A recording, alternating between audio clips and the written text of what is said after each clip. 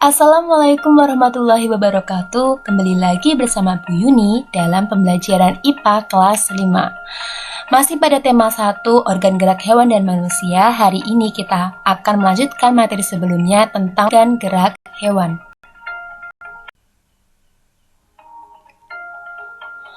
Organ gerak vertebrata.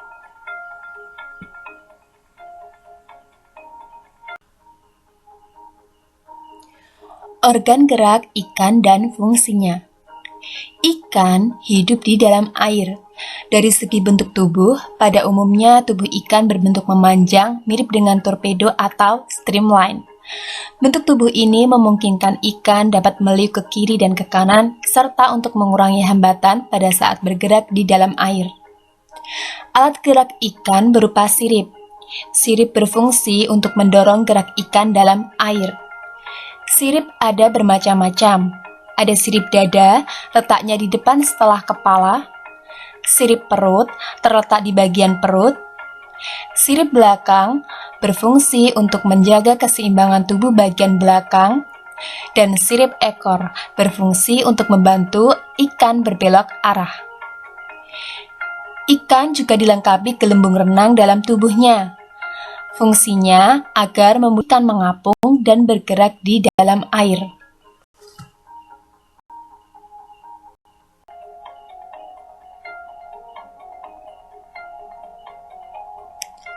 Organ gerak amfibi dan fungsinya. Amfibi memiliki organ gerak berupa 2 pasang kaki. Amfibi yang sering kita temui adalah katak. Pada fase berudu, katak bergerak menggunakan ekornya untuk berenang di dalam air. Pada fase dewasa, katak bergerak menggunakan kakinya. Kaki katak berfungsi untuk berjalan. Katak mampu meloncat karena memiliki kaki belakang yang lebih panjang dan ramping dengan posisi melengkung didukung sendi yang kuat di pergelangan. Salah satu jenis amfibi yang lainnya adalah salamander. Salamander memiliki bentuk tubuh mirip seperti kadal. Kakinya pendek, berfungsi untuk berjalan dengan cara merayap.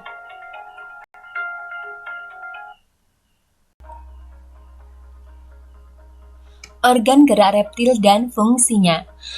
Reptil memiliki alat gerak berupa 2 pasang kaki.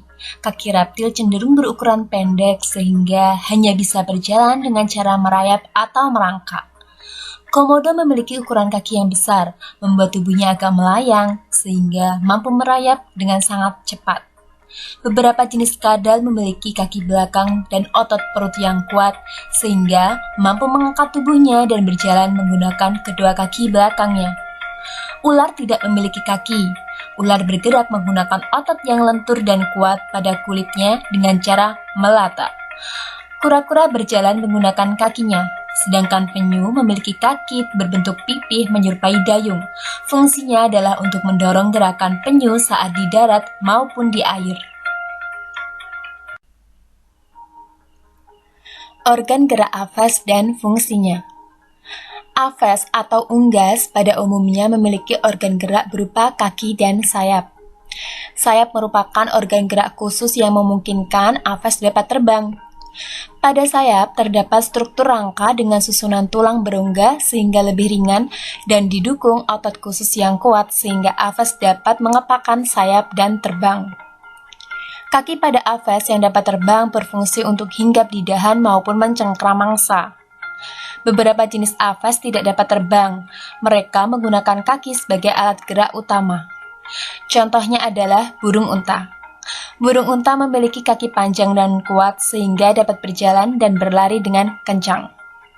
Contoh lainnya adalah penguin. Penguin menggunakan kakinya untuk berjalan, dan sayapnya termodifikasi menyerupai dayung berfungsi untuk mendorong saat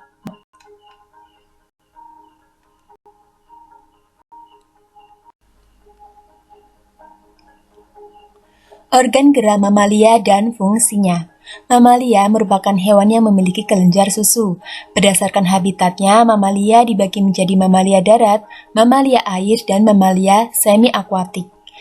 Pada umumnya, mamalia memiliki organ gerak berupa tungkai, yaitu sepasang tungkai depan dan sepasang tungkai belakang. Mamalia darat bergerak menggunakan dua pasang tungkainya. Tungkai ini berfungsi sebagai kaki yang digunakan untuk berjalan dan berlari. Sistem gerak mamalia didukung oleh rangka yang kokoh dan kuat untuk menopang tubuhnya. Beberapa mamalia darat memiliki ukuran tungkai atau kaki belakang yang lebih panjang dan ramping dengan otot yang kuat. Kaki ini berfungsi untuk mendorong kaki depan sehingga dapat mengatur cepat lambat gerakan.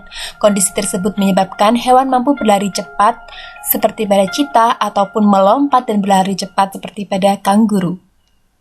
Pada hewan primata, mereka memiliki tungkai depan yang menyerupai tangan dan tungkai belakang berfungsi sebagai kaki. Mereka mampu menggenggam dan bergelantungan di atas pohon.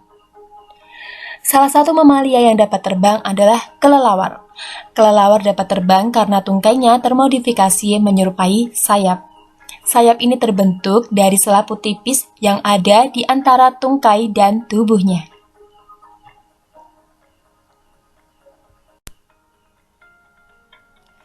Mamalia semi-akuatik seperti platipus memiliki 4 tungkai yang memiliki selaput. Fungsi tungkai pada platipus sebagai kaki untuk berjalan saat di darat atau di dasar sungai, serta membantu saat berenang di dalam air. Singa laut memiliki tungkai berbentuk pipih. Pada tungkai belakang berjarak sangat dekat. Tungkai pipih ini berfungsi untuk berjalan dan berenang. Pada mamalia akuatik seperti paus dan lumba-lumba memiliki bentuk tubuh streamline.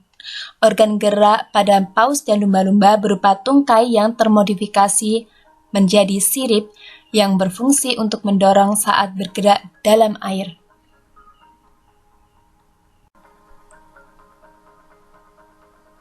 Perlu kalian ketahui, sistem gerak pada vertebrata tersusun dari rangka dan otot.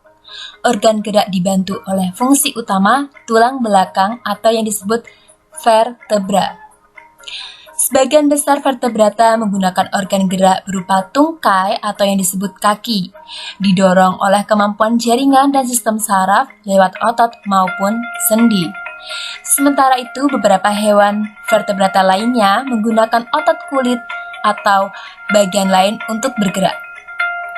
Serangkaian jaringan yang beragam pada tubuh membuat vertebrata dapat bergerak dengan cara terbang, berjalan, berlari kencang, berenang, dan sebagainya sesuai dengan habitat atau lingkungan tempat tinggalnya. Jenis rangka vertebrata yang berbeda-beda akan berpengaruh pada cara hewan beradaptasi di alam. Nah, anak-anak, sekarang amatilah rangka dari vertebrata berikut ini. Dari kelompok ikan, ada ikan hiu dan gurame. Dari kelompok amfibi ada kata. Dari kelompok reptil ada ular dan buaya. Dan dari kelompok aves ada rangka burung.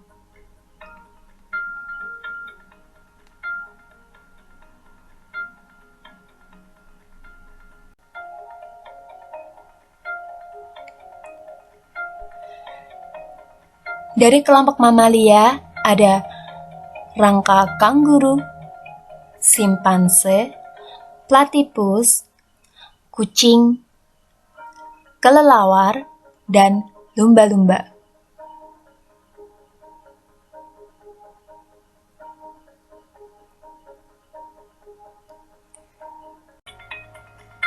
Demikianlah pembelajaran kita hari ini untuk organ gerak vertebrata.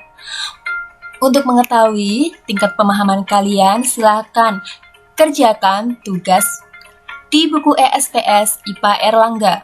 Buka halaman 12 bagian kuis dan halaman 18 bagian pengayaan nomor 2. Kerjakan tugas tersebut langsung di buku ESPS.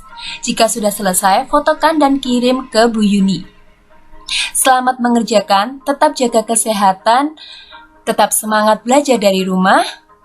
Bu Yuni akhiri, wassalamualaikum warahmatullahi wabarakatuh. Sampai jumpa di hari Senin mendatang.